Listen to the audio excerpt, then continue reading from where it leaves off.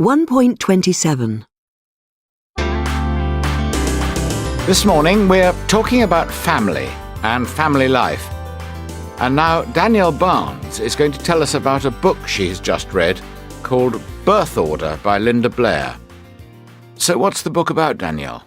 Well, it's all about how our position in the family influences the kind of person we are. I mean, whether we're firstborn, a middle child, a youngest child, or an only child.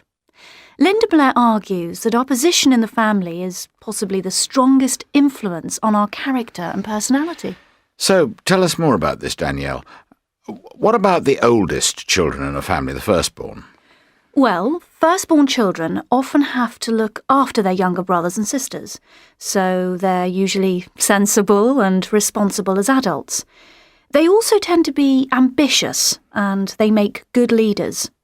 Many US presidents and British prime ministers, including, for example, Winston Churchill, were oldest children. On the negative side, oldest children can be insecure and anxious.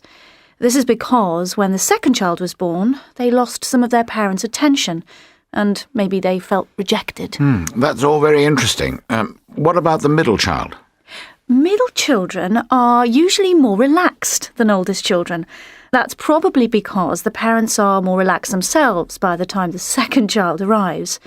They're usually very sociable, the kind of people who get on with everybody, and they're also usually sensitive to what other people need. Now, this is because they grew up between older and younger brothers and sisters. For the same reason, they are often quite good at sorting out arguments.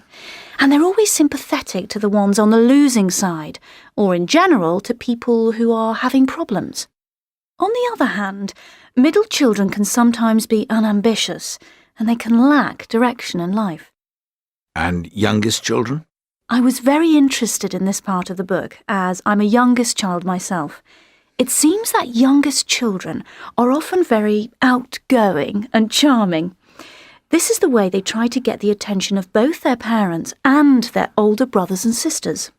They are often more rebellious, and this is probably because it's easier for the youngest children to break the rules. By this time, their parents are more relaxed about discipline. On the negative side, youngest children can be immature and disorganised, and they often depend too much on other people. This is because they have always been the baby of the family. Fascinating. And finally, what about only children? Only children usually do very well at school because they've a lot of contact with adults. They get a lot of love and attention from their parents, so they're typically self-confident. They're also independent, as they're used to being by themselves. And because they spend a lot of time with adults, they're often very organised. Well, I'm an only child myself, and people always think that I must be spoiled. Is that true according to Linda Blair? Well, it's true that only children can sometimes be spoilt by their parents because they're given everything they ask for.